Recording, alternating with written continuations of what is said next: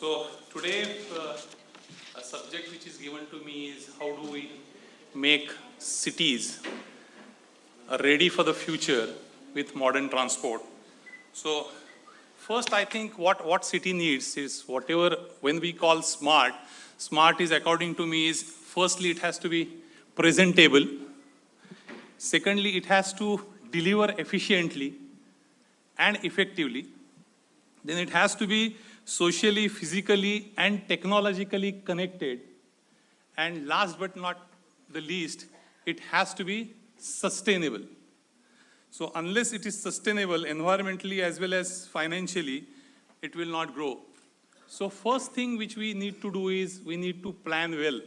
I always say that unless we develop pedestrian infrastructure, non-motorized infrastructure, public transport, cannot become sustainable solution. Because if people cannot walk up to bus stop, then how do you expect them to board a bus? So unless you strengthen this infrastructure, whatever good, excellent buses you bring in, it is of no use. So first, planning is very important. Then second is permit only pedestrians, cycles and buses in that priority in crowded area. Unfortunately, in our country, most of the things, first thing to be banned is bus because it looks big. Because we have habit of seeing number of vehicles and not seeing number of people. So when people say that BRTA is occupying a lot of space, so I always tell them that one must have a display which is showing how many people are traveling on that track and how many people are traveling on the other track. Because you will see lot of vehicle traveling on other track than BRT, and BRT track may look empty, but still it carries much more number of people than the other track. One also must understand when we choose mode of transport, now because of some experiences, we try to fit one solution to everybody. Even smallest possible city is expecting a metro to happen. Metros can happen in 10 cities in our country. And still, I don't know whether it will become sustainable model or not, but depending on your requirement per hour, per direction traffic, you should have a solution, and that too, an integrated solution. If you work in silos, metro is working in silo, bus is working in silo, then somebody else is working in silos, then things would not happen. Because what people are looking at is door-to-door connectivity. So depending on what finances allow me to do, I should also make that choice. Because our experience is, because there is no finance available, once that service is started, those services close down. So it is very easy to start something, but very difficult to make it sustainable. So one must understand how much money do I have and how can I spend that money effectively, efficiently. So these are some of the key features which we must understand while choosing any module. So dedicated rows, safe, easy, stateless boarding, electronic fare payment, real-time presentation, high quality service. It is a comparison between multiple services. I do not say that preference should be given to this mode or preference should be given to that mode. Whether your vehicle is running on steel track or whether your vehicle is running on bitumen, whether it has steel tires or whether it has rubberized tires, it doesn't matter. What matters is overall experience of the customer, overall experience of the passenger. Today, the bus system is, there are no good examples. Whereas we have excellent example in terms of DMRC in metro in Delhi. So even the smallest possible town also aspires to have metro. But it is not because it is a rail system or it is a particular type of a system. It is because of that experience. So people aspire for that experience rather than what kind of vehicle or what kind of track you are using. If you see a difference between bus stop and metro station, there is a huge difference. If I need to travel by bus and if I need to change a bus, I need to walk under sun, in the rain, walk for 500 meters and then take another bus. Whereas in metro, it happens smoothly, seamlessly. So why can't we give that kind of experience in buses? If we give that kind of experience in buses, I'm sure people will start opting for buses as well. But unfortunately, we do not have even a single example of that kind, and that is why people have different aspirations. Then when it comes to buses, the kind of buses what we have today, they are normal buses. Now at least we are seeing some difference because thanks to JNRM, some modern buses they have started coming into cities. Otherwise, since my birth, I used to see same kind of buses, same type of buses. So unless you see something attractive looking, clean, neat, well maintained, then only people get attracted to it. So these are some of the photographs of different kind of buses which are being used in different countries. So for example, in Delhi, we operate hop-on-hop-off bus service. Last about 6 years, we are struggling to get this bus to Delhi. We are unable to get permission to operate this bus in Delhi. There are no models. It is not available in the country. And if we import, cost of each bus would be around 4 crores. So we will not be able to afford. But if we operate these kind of buses in Delhi, I am sure people will not opt for cars. Today, it's a car city. Delhi has become a car city because people see going by bus as something which is below their dignity. But that is because the way we operate our buses, I feel ashamed of it. But if you have different kind of system altogether, then people will not mind traveling by such kind of services. Then now different kind of hybrid buses, electric buses, there are multiple options coming in. I am happy that I have seen such lovely buses in our country also being produced now. One bus is just outside. So when we start talking about, again, change in pattern, everybody starts talking about only electromobility. But we need to understand, do we have enough electricity to provide even for citizens? And if we have, then we can go in for electromobility. So it has to be a combination of different kind of fuels. And when I say different kind of fuels, one of the things which we can think of is, can we combine Swachh Bharat Abhiyan, Clean India campaign with city bus services?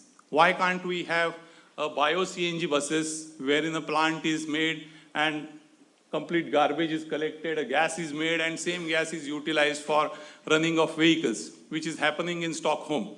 So we should think of, because you do not have funds now, but you have funds for Clean India campaign. So can we take advantage of that campaign and can we do something combined?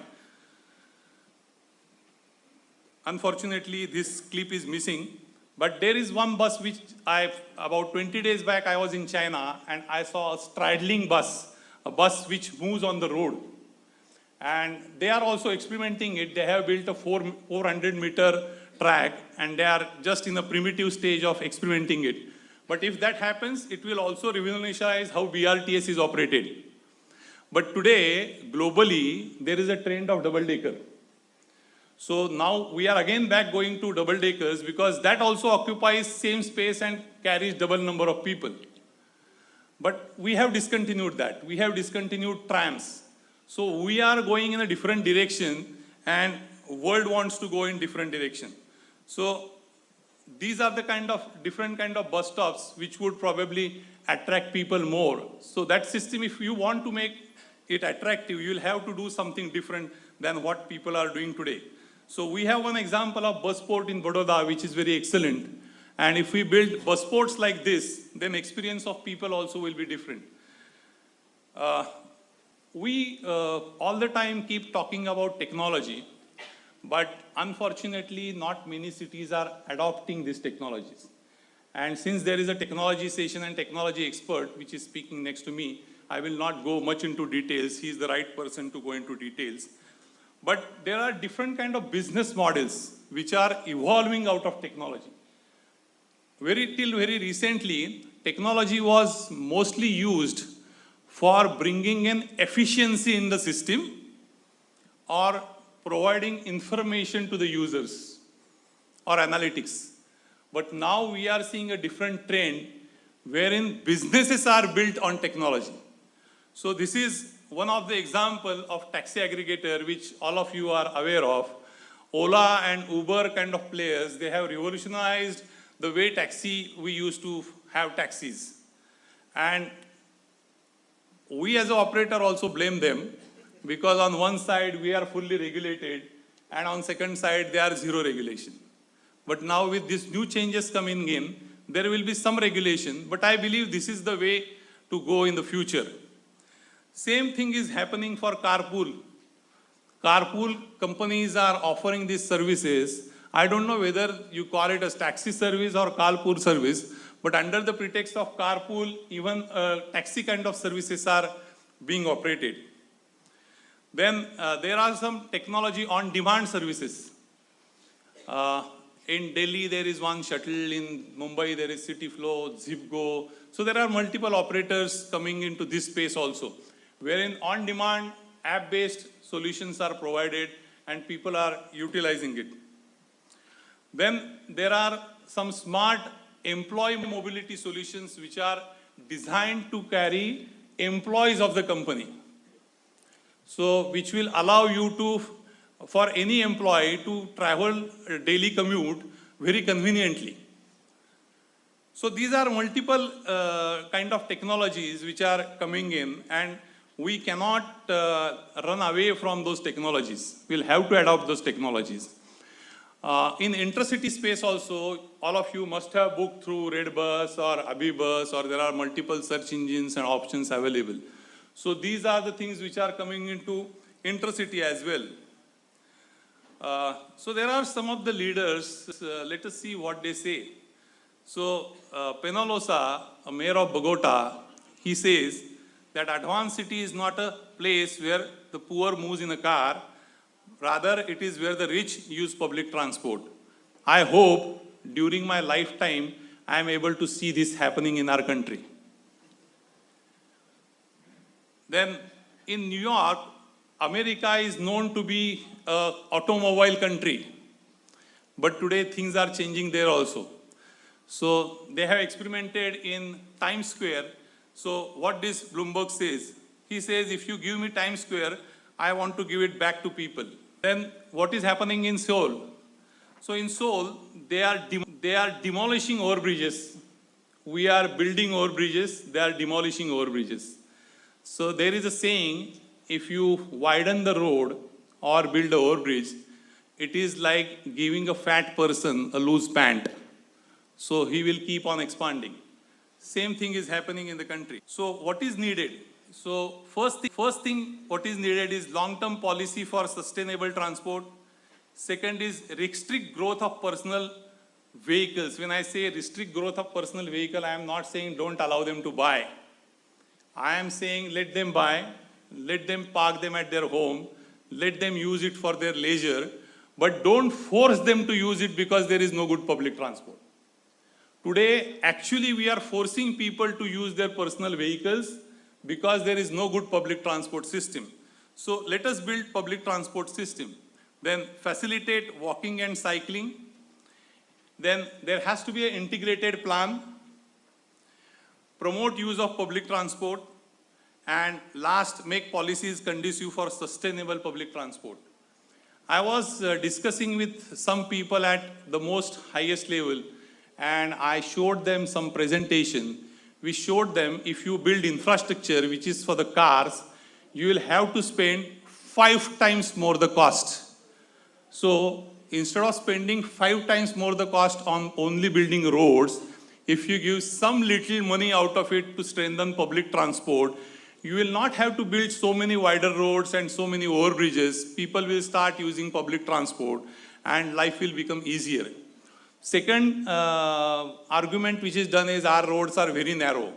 Let me tell you, our roads compared to many European countries are much, much larger. So I have seen buses going into single lane road. Only bus and local permitted vehicles are allowed to enter that area. And not all vehicles are allowed to enter that area. So I say let us build cities for people where people have more respect than automobiles.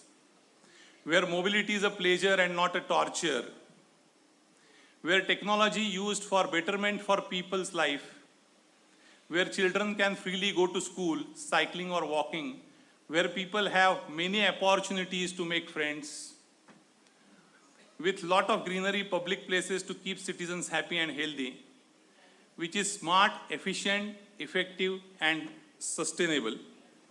On that note, I thank all of you for giving me this time and giving me opportunity to communicate with you. Thank you, sir.